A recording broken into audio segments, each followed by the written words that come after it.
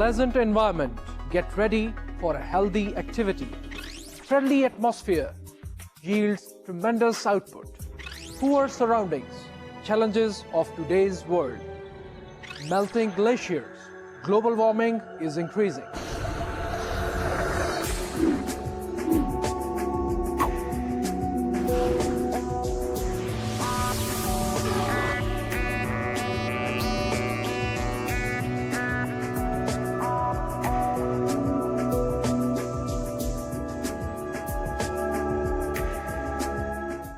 बिस्मिल्लाहिर्रहमानिर्रहीम।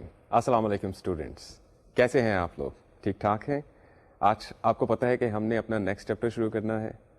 इस नए लेक्चर में मैं आप सबको खुशामदीद कहता हूं and I would appreciate that all of you pull up your socks for a little while because we are going to enter into a new domain of environmental psychology. Students, अब तक हमने एनवायरमेंटल साइकोलॉजी के 3 chapters पढ़ लिए हैं।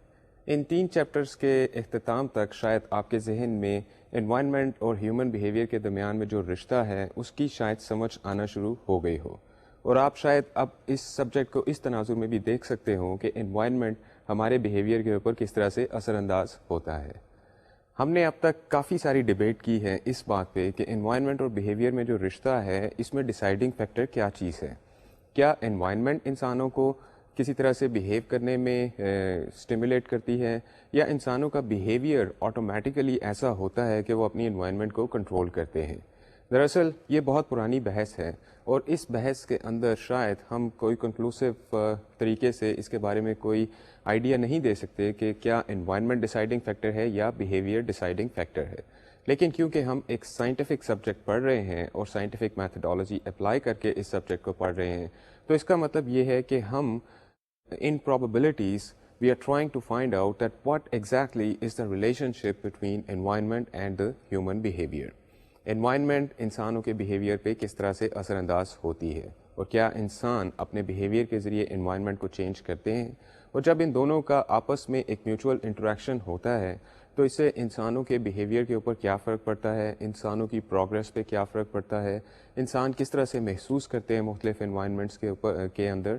ये सारी बातें हम पिछले 3 चैप्टर्स के अंदर काफ़ी डिटेल में पढ़ चुके हैं। स्टूडेंट्स, आज का जो हम चैप्टर शुरू कर रहे हैं इसका टाइटल है एनवायरमेंटल एंड कल्चरल वेरिएंसेस। इस चैप्टर के अंदर हम ये जानने की कोशिश करेंगे कि एनवायरनमेंट और कल्चर का आपस में क्या रिश्ता है, और एनवायरनमेंट और कल्चर के अंदर क्या फैक्टर्स होते हैं जिनकी वेरिएशंस की वजह से ह्यूमन बिहेवियर के अंदर चेंजेस आना शुरू हो जाती हैं। मिसाल के तौर पर आपका जहन काम करता है, आपकी बॉडी काम करती है, आप इंटेलिजेंट लोग हैं, और इसके साथ ही साथ आपके पास कुछ रिसोर्सेज हैं। इन रिसोर्सेज में आपकी फैमिलीज़ शामिल हैं, इन रिसोर्सेज में वो फाइनेंशियल फैसिलिटीज़ हैं जो आपकी फैमिलीज़ ने शायद आपके लिए अरेंज की हों, या शायद आप खुद अपने लिए अरेंज करते हों। क्या इन रिसोर्सेज के इस्तेमाल से आपने अपनी ज़ात के अलावा दूसरों को भी फ़ायदा पहुंचाया?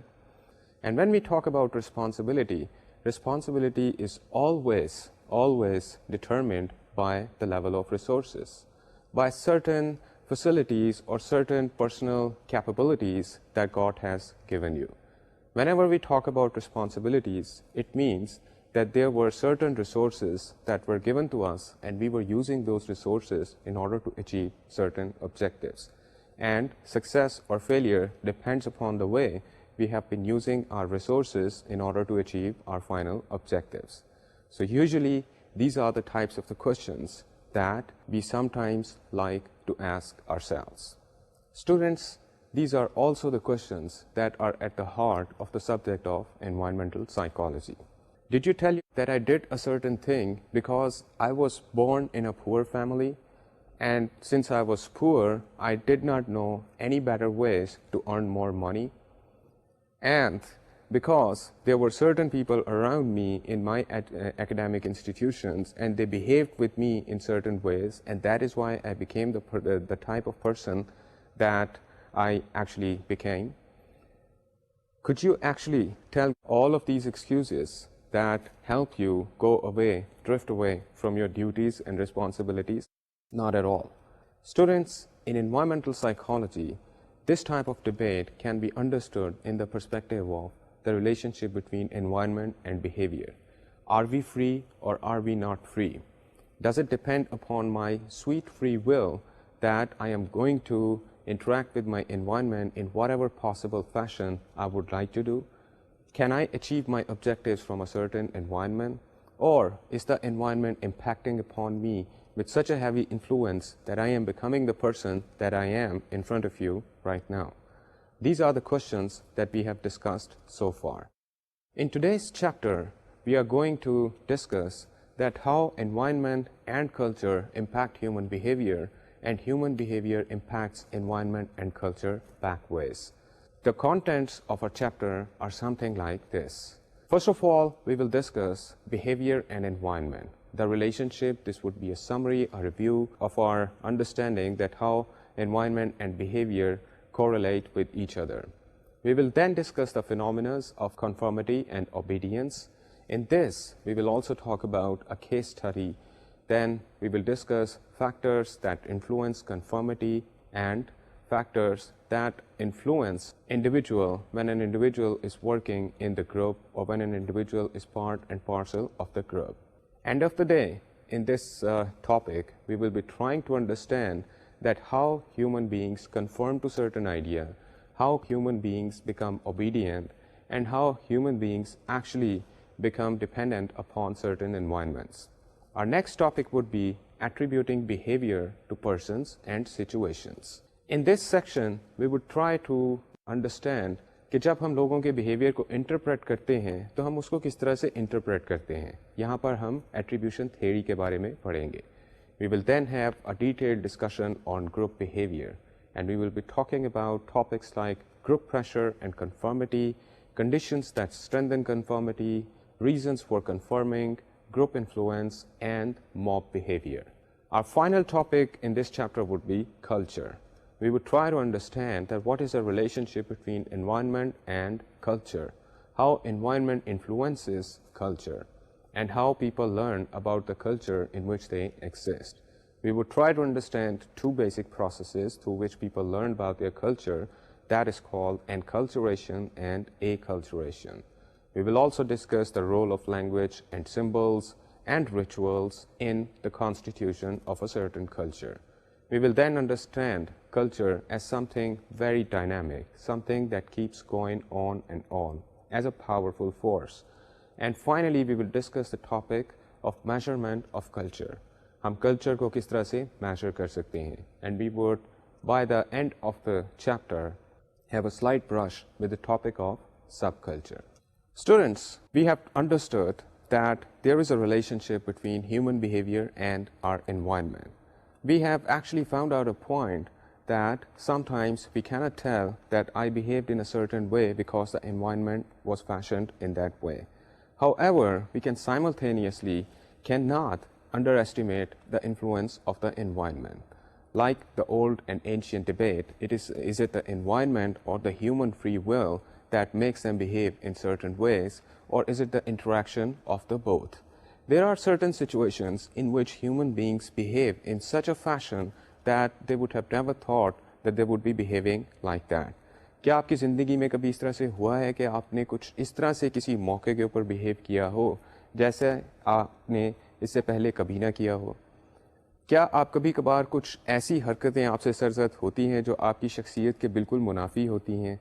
जिस किस्म की पर्सनैलिटी आपकी नहीं है, क्या आप बाज़ औक़ात उस किस्म की हरकतें कर जाते हैं? क्या ऐसी सिचुएशंस आती हैं जिसके अंदर आप ये समझते हैं कि शायद सिचुएशन इतनी पावरफुल हो गई थी और मेरे इतना आउट ऑफ कंट्रोल हो गई थी कि इसकी वजह से मैं इस तरह से बिहेव कर गया? So there are always moments, there are always times when human beings behave in a very, very different way compared to their normal behavioral patterns, compared to the type of personality that they are. A lot of times you might have seen that some people are very peaceful, very calm, and keeping a very good general demeanor in their normal, ordinary, day-to-day lives, and certain circumstances they become very, very aggressive. You might have seen certain incidents in which very, very aggressive people simultaneously and suddenly become very, very submissive. You might have seen people who are very, very shy, but under certain situations, under certain circumstances, they become very aggressive, very talkative, and very extroverted. So Based upon all of these examples, we can say that environments and different types of situations actually play a great role. But end of the day, is it the human free will? It is the will of the human being that is helping him behave in a certain way, or is it the environment? Students, इस point को मज़ीद ज़रा बेहतर तरीके से समझने के लिए I have brought a case study with me today. This is a very interesting case study, and this is called My Lai massacre case study. You might be thinking that what is My Lai? It's a strange name, of course. March 1968, 3 platoons of American soldiers, known collectively as Charlie Company, swept into South Vietnamese village of My Lai and killed several hundred unarmed civilians, women and children and old men. Most of the soldiers joined in shooting of those who did not fire. Not one attempted to stop the slaughter. Some of the men of the Charlie Company reported that they followed the orders of their leader, a lieutenant of the US Army. Others said they simply followed the example of others. Gruesome, isn't it? The question is, why would the soldiers behave so savagely? There are certain other details that I would like to give to you. The soldiers of the Charlie Company had joined in Vietnam about 2 to 3 months before this incident took place.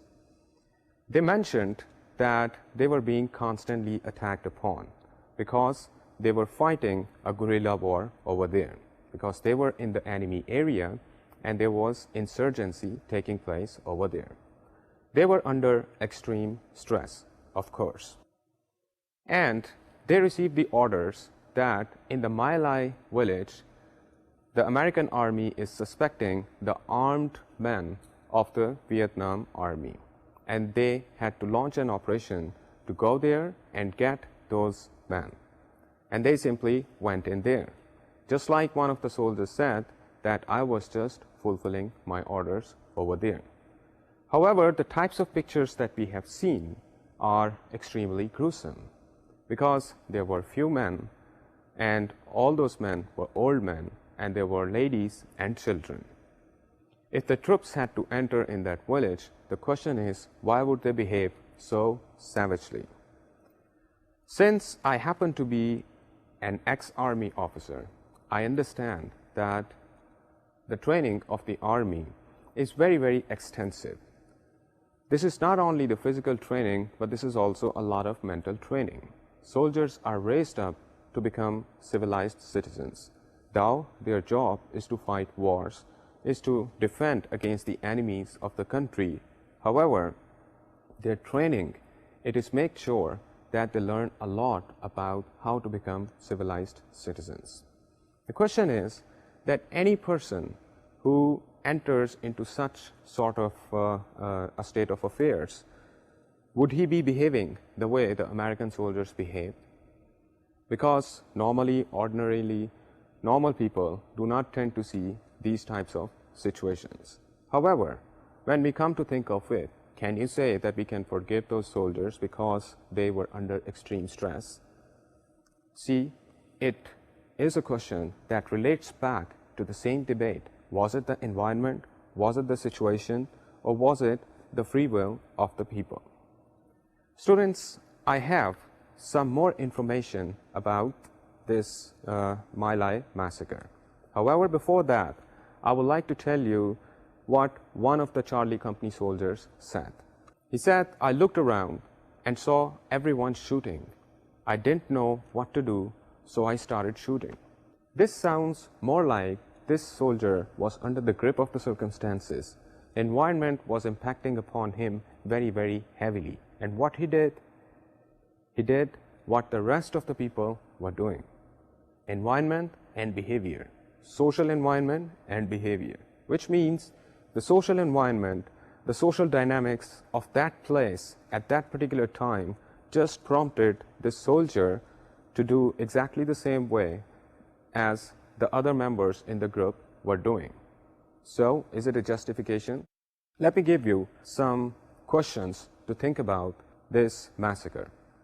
The questions are, does the way people think and act is production of their inner dispositions? If you take this question to understand the My Lai massacre, the question would be, do you think what people did over there, what American soldiers did over there, was based upon their inner disposition because they were the people like that, or because they were in that particular situation where somehow the circumstances made them behave in a certain way? The next question is, do the situation play a role? Was it only because of the situation that soldiers behaved savagely the way they did? The next question is, does the environmental factors contribute to the way people think, feel, and act? The way those soldiers were thinking, feeling, and acting, was it because of the environment? Was it because of the situation that made them do that? And finally, the question is a direct question. Why did the soldiers at My Lai behave savagely? Why did the people behave very, very savagely over there? Of course, as psychologists, we can look at this phenomena and we can bring in all of the technology, the behavior technology that we have learned in order to understand this entire fiasco of dreadful human behavior. However, let me give you some more information on the My Lai massacre. The remaining information is something like this. While the massacre was taking place, a helicopter happened to be passing by that village. This is what they saw. A helicopter pilot from an Aero Scout team witnessed a large number of dead and dying civilians. As he began flying over the village, he landed his helicopter and asked a sergeant he encountered there if he could help get the people out of the ditch, and the sergeant replied that he would help them out of their misery. Later, he told his crew that if the US soldiers shot at the Vietnamese while he was trying to get them out of the bunker, that they were to open fire at these soldiers. Now, students, this is an entirely antithetic behavior to what was actually going on from the soldiers of the same army. From the same army, few soldiers were engaged in the massacre, while from the same army, there came few other soldiers who actually did not want those soldiers to engage into that massacre. And they were so charged for that, that they would even fight against their own fellow soldiers. These soldiers were later on given the medals for their bravery. Once again, my question to you. These two divergent types of behavior, is environment playing upon these people to behave in two different ways, or is it the people themselves that they are trying to interact with the environment, or they are trying to control the environment in different ways? Once again, let me remind you what that soldier said. I looked around and saw everyone shooting. I didn't know what to do, so I started shooting. Is that enough reason for that? Of course, this is a question that you would be thinking. At this point of time, students, and based upon this particular soldier's interview and what he said in that, I would like to give you definition of conformity. Conformity means tendency to shift one's opinions or actions to correspond with those of other people because of implicit or explicit social pressures. Conformity एक ऐसा phenomena है जो इंसानों को बाहर के social groups के साथ अपने बिहेवियर पैटर्न को मैच करने में कंपेल करता है. क्या आपके अंदर conformity है? If you look at your life, you will find out that there are so many times that you are conforming to what the social environment around you actually dictates you to do. Of course, you can find out many different types of examples. For example, in our country, when young people, ladies and gentlemen, come to think about their career, there are some very standardized ways to pursue or to idealize certain types of careers. For example, in our country, there starts a race of becoming doctors and engineers, and when the computer science came into fashion, then people started becoming computer scientists, and a lot of people would want to opt for the jobs like civil services or serving in the armed forces. So there are very few careers that this bandwagon of students is actually following. Now, why people behave in a fashion that they become part of the bandwagon. Of course, this is not possible that everyone out there would want to be a doctor, engineer, or a computer scientist. Some people like us would want to be psychologists, of course. So the question is that why would so many people behave in the same way? Why people start riding on the bandwagon? Let me remind you what the American soldiers said in Vietnam. I looked around, everybody was shooting, so I started shooting. He started doing what the entire group was doing. We start searching for a career that the entire bandwagon is searching for. So this is just to emphasize the point that a lot of times we are conforming to the norms, to the prevailing fashions, or to the prevailing existing standards of the society. And all of these times, probably, we sacrifice our sweet free will. We sacrifice our real potentials, our real ideals. We sacrifice all that we are sometimes because we are simply conforming. Have you ever seen someone, some youngster, who's ever aspiring to say that I want to do a master's degree in philosophy, or I want to be a poet when I grow up? Have you ever seen young children, young babies telling their mothers that when I grew up, I would like to be a writer? Of course, these examples would have been very, very few because we create an environment around these young people that they will have to conform to. And end of the day, we can always tell them that, see, you wanted to be a doctor, you wanted to be an engineer, and that is why you are what you have become. Students, let us go back to the My Lai case once again. Why the soldiers behaved savagely. From that question, we come to the question of the youngsters who are searching for their career. Why these young people would want to ride on the bandwagon. Now, we can say that young people who want to ride on the bandwagon are not good students, are not intelligent people. We can say that the American soldiers who committed the My Lai massacre were bad soldiers, were bad human beings, because they did something very, very heinous. Do you think so? Of course, the entire group would think like that. Those soldiers committed something bad, they are bad. These students do not have the guts to rise up for what they feel, so they are not good students. But this is what we can say, or this is what we can tell to the people. However, let us try to see that how actually people conform to the norms and standards of the people around them. Let us do an experiment, and then we will come back to the My Lai case question or to the students searching for their career question. Students, on the slide, can you see that there are two sets of lines? One is standard line, and compared to that standard line, there are three lines. These are called comparison lines, and you can see on the slide that comparison lines are 1, 2, 3. I would like to ask you a question. Standard line की length के equivalent comparison lines में से कौन सी line है? गौर से देखिए, आपको जो स्टैंडर्ड लाइन नज़र आ रही है, इसके इक्विवेलेंट बिल्कुल इसके जैसी लाइन कंपैरिजन लाइंस में से कौन सी है? Are you clear? Do you have your answer? And is your answer number 2? Yes, this is very, very visible because line number 2 in the comparison lines seems to be of exactly the same length as the standard line. Or most of the students who would be watching this lecture right now would conform to this point that comparison line number 2 is exactly of the same length as the standard line over there.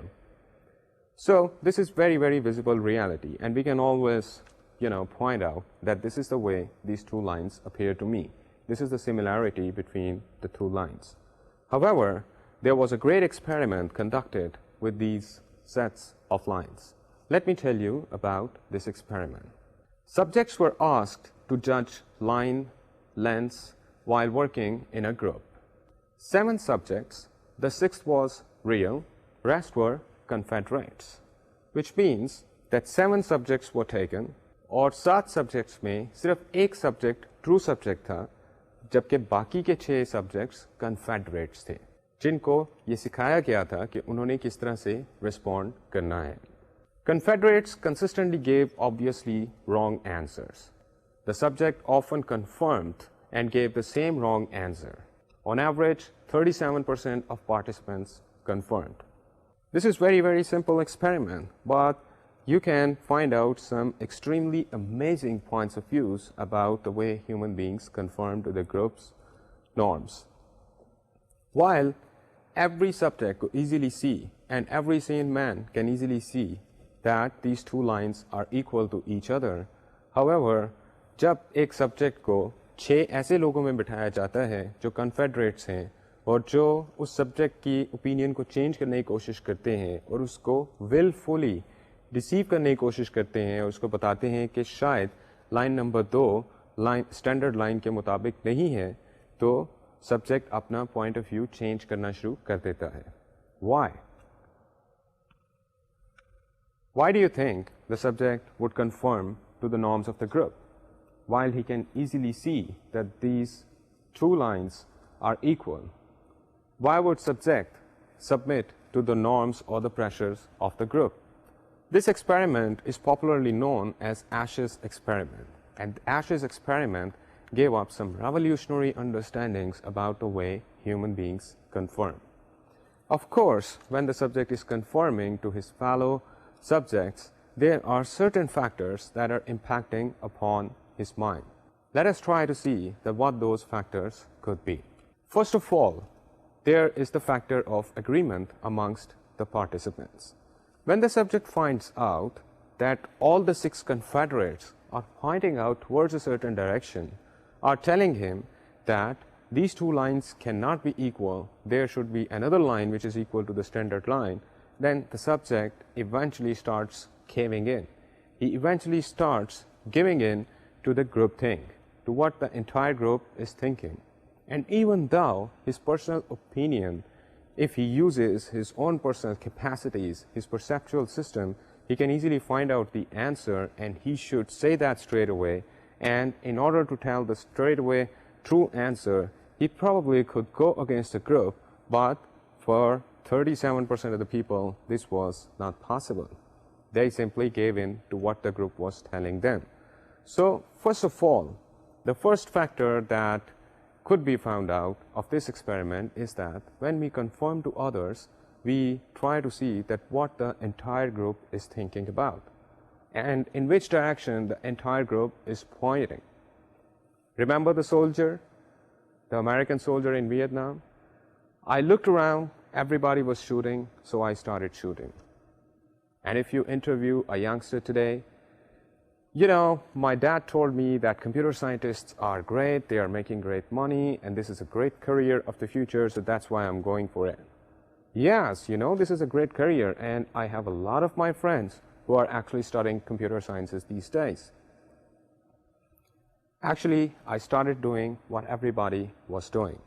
Exactly the same way the subject responded in a fashion that the group compelled him towards. Now, can you think about the My Lai soldiers from a different point of view? Can you think about our students who are searching for their careers from a different point of view? Of course, there is another type of thinking coming to our mind. At this point, let me tell you about another factor that helps people conform or that compels people to conform. And this factor is dissenters. Now, what do we mean by dissenters? Dissenters कौन होते हैं? अमूमन आपने देखा होगा कि जब आप ग्रुप्स में प्लान करते हैं कि हमने अपनी समर वेकेशंस में किसी हिल स्टेशन पे टाइम गुजारना है, तो एक पॉइंट ऐसा आता है कि सारा ग्रुप ये सोचना शुरू कर देता है कि हमें शायद एक ख़ास जगह पर जाना चाहिए. Let us say that hypothetical place happens to be Murray. And while the entire group is going to be conforming to one basic idea, to one basic place of choice, that is Murray, one of the persons just rises up and says, well, I think that going to Murray probably is what everybody else is doing. Let us try another place. Now, that gentleman happens to be a dissenter because he goes against what the group is thinking. And if that gentleman persists in saying that let us not go to Murray, let us go to some other place, chances are that some people would start caving into him. Some people would start giving into him. So every time group is operating, a group is doing a certain function, you find out that there are certain people who are dissenters.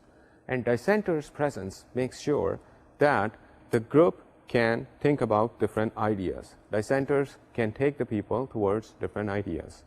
In this experiment, they found out कुछ subjects ऐसे थे जिनको पहले एक colour test के experiment में से गुजारा गया, जहां पर उनका वास्ता कुछ ऐसे लोगों से पड़ा जो ट्रेंड कॉन्फेडरेट्स थे, जो डाइसेंटर्स का रोल प्ले कर रहे थे, जो ग्रुप नॉर्म के अगेंस्ट जाते थे।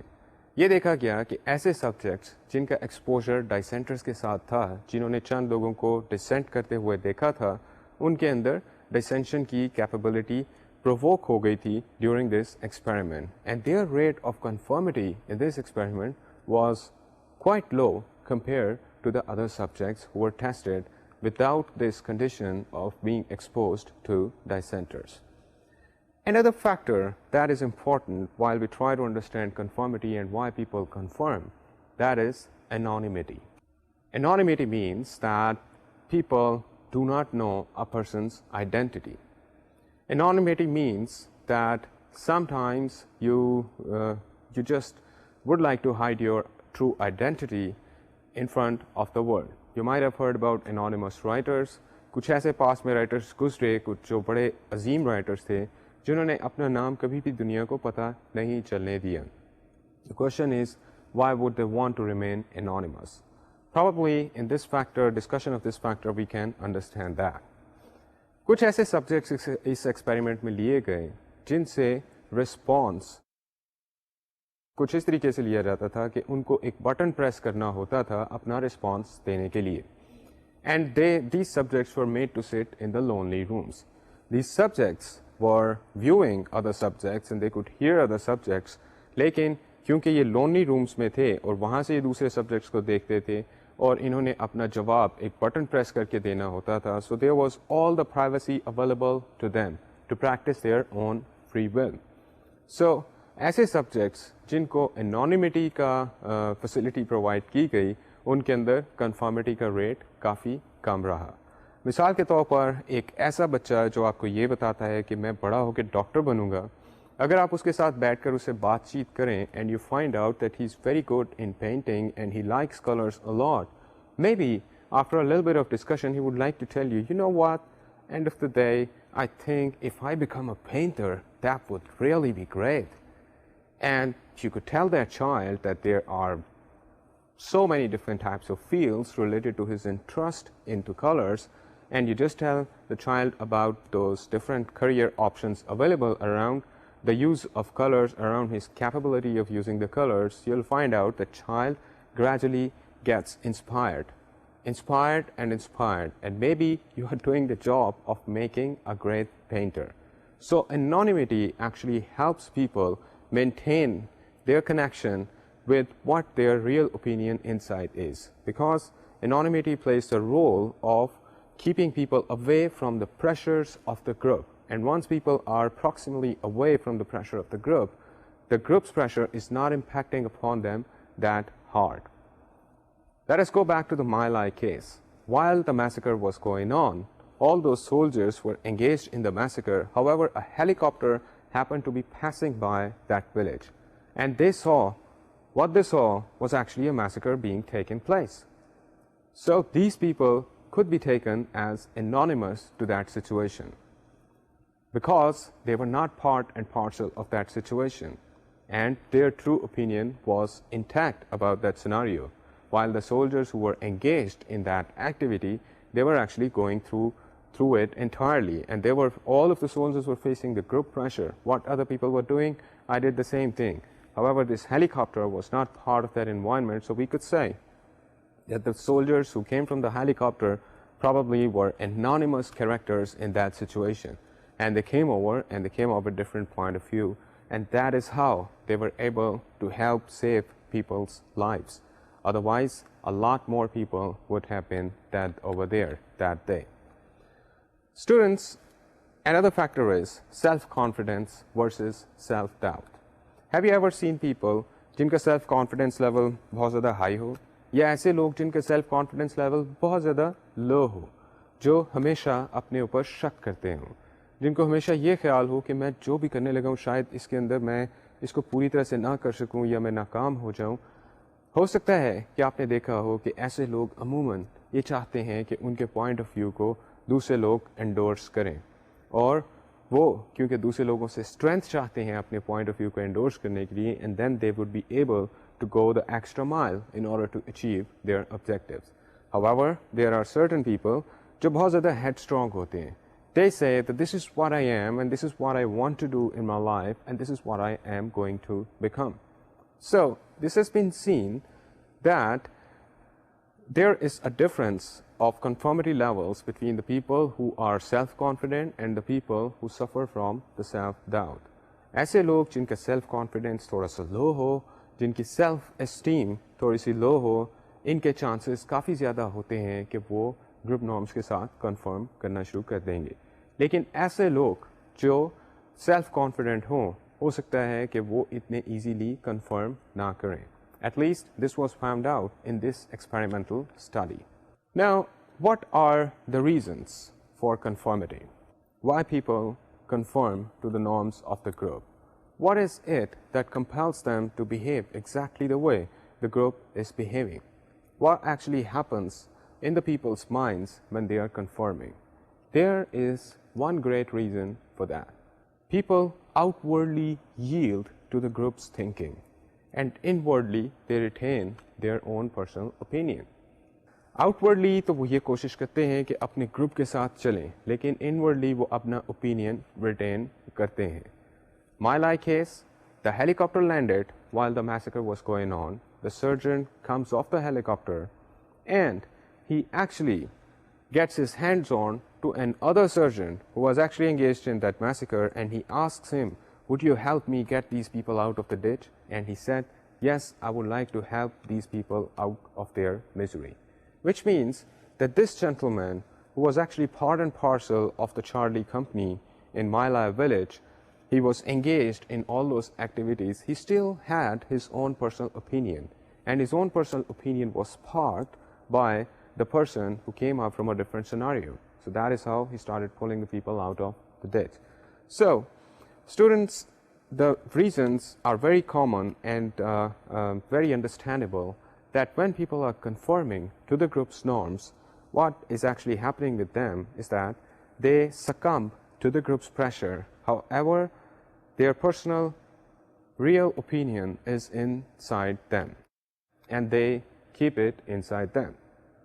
At this point, this is very interesting to note that कि अगर आपका ग्रुप आपको एक सर्टेन डायरेक्शन की तरफ प्रोपेल कर रहा है और आप ये समझ रहे हैं कि शायद ये सर्टेन डायरेक्शन सही नहीं है और आपके अंदर अपना पर्सनल पॉइंट ऑफ व्यू है which is actually against the group's thinking, which is actually against what the group is compelling you to do.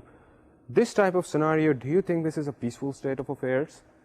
Do you think people are at peace when they are suffering from the dichotomy of two powerful ideas, and one idea is gradually losing its power and giving in to the ideas of the group? What happens? जब group लोगों को compel करना शुरू करता है, group think लोगों को compel करना शुरू करता है to think in a certain way, people still retain their inner point of view. And retaining that inner point of view actually becomes painful for them. Because, let us go back to that experiment. The subject knows that what the group is telling is actually, it could not be right, but eventually the subject conforms to the group. Why would he do that? Why would he succumb to the group's thinking? Why would he start going along with the group? Let me give you a very interesting phenomena, tell you about a very interesting phenomena over here. When you harbor a painful thought in your mind, that painful thought actually is the thought that goes against the group. You are facing a scenario जहाँ पर अगर आप अपना opinion practice करते हैं तो आप group के opinion से बाहर निकल जाते हैं, and you are facing the consequences कि अगर मैं group के opinion से बाहर निकला तो group मुझे isolate कर देगा, group मुझे punish करेगा, मुझे appreciate नहीं करेगा, you are actually facing the consequence of a lot of negative things. However, the personal opinion of you inside is also triggering, is also not completely dead. This is a painful scenario, and this scenario is stressful. Stress is something that impacts us on physiological level, and we can sustain the pain for a certain time period.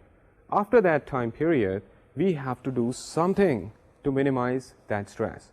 Remember our discussion from the previous lectures? Either you change the environment or you change yourself. So this is the point when people who conform actually start thinking that what the group is telling me is the right thing to do, and my personal opinion is probably wrong.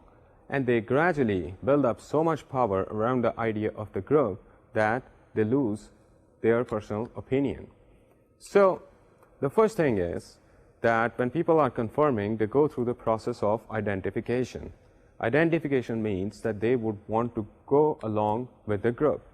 And then finally, when they are facing stress and they have to change their points of views, they get into the process of internalization, which means that they eventually come to expect, come to believe in the group's point of view. That is a point when they have killed their personal opinion and they would start doing what the group tells them to do. So students, from this interesting debate, you must have understood that people conform, and while people are conforming, social environment plays a great role in that. Because in social environment, there are groups of people that are powerfully impacting the people's points of views. Now, do you find that this phenomena is interesting? Can you think of the ways that you could find out certain happenings around you and you could interpret them according to the conformity theory, according to the findings of the Asch's experiment? Can you see and find out examples? Anything comes to your mind? Okay, I could provide you with one example. The World War II was started by what Adolf Hitler actually had an ambition to conquer the world. Adolf Hitler had certain ambitions about his country, about his fellow human beings, about his nations. And in order to materialize those objectives, he had to engage into the possibility of starting a war. A study was conducted in an American university where they asked students that if you would have been existing in Adolf Hitler's time period and you would have actually known that the atrocities of Holocaust are very, very dangerous and a lot of people are being killed, would you become part of the Nazi party? Would you become part of the entire movement that Hitler started? Of course, a lot of students said, no, I will not do that. If you were the American troop in the My Lai village, would you commit those atrocities? Of course not. That is very heinous. That is too gruesome. That is too bad. But we find out that people conform to the norms of the group. When we look at the World War II and we look at the Nazi party and we look at all of the gathering that Hitler gathered up at that time, Hitler was a great dictator of his people. His people probably loved him, and they actually gathered up around his vision to become the greatest superpower on the earth. They were conforming to the group's norms. What happened to the people who were having different points of views? Of course, from the example of conformity, we can understand that initially people would have had different types of ideas, different types of thoughts, that what our leader is telling us is probably not right, but later on they would have started succumbing into the group thing, because the group thing gradually gathered up very powerful momentum around that movement, and most of the people were being engulfed into that.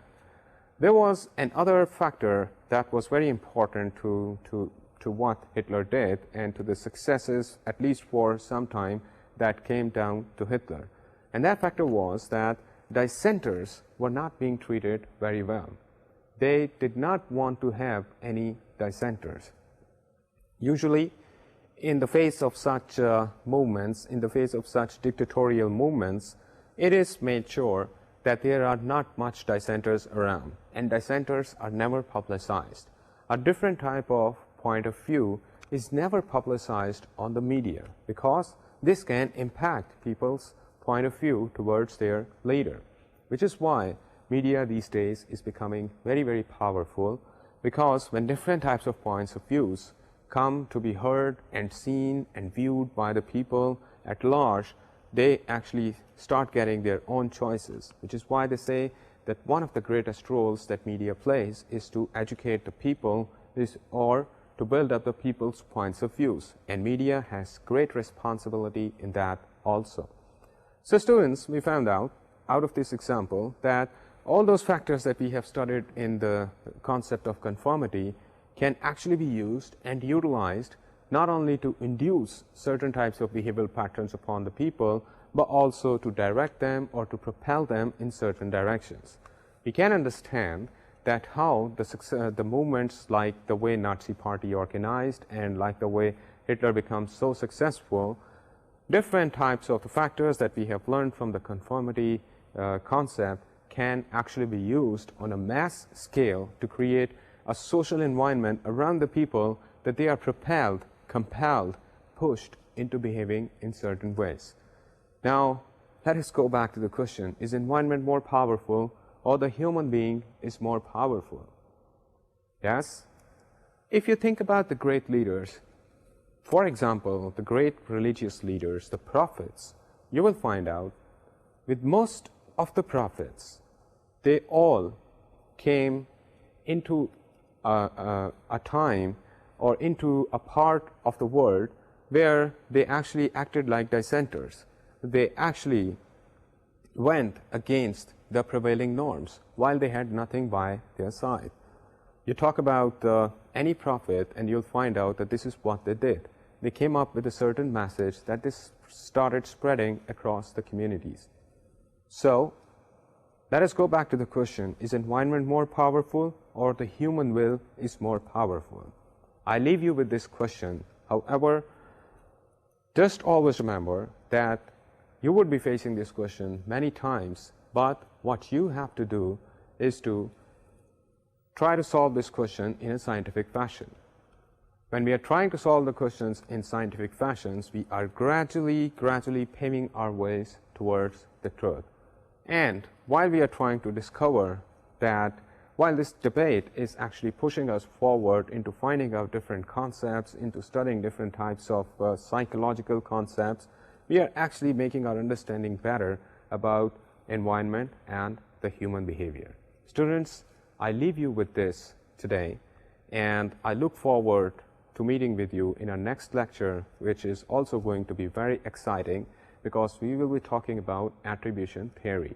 In our next lecture, we would see that when we are looking at different people and when we are looking at them behaving in different fashions, what is it inside us that makes us say that this person is bad or this person is good? How do we attribute their behavioral patterns to certain types of choices or to certain types of adjectives to explain their behavior? I hope you enjoyed today's lecture. My lecture का वक्त ख़त्म हुआ चाहता है, मुझे इजाज़त दीजिए. अपना ख्याल रखिएगा, खुश रहिएगा और पढ़ते रहिएगा और लाइफ को एंजॉय कीजिएगा. मुझे इजाज़त दीजिए. अल्लाह हाफ़िज़.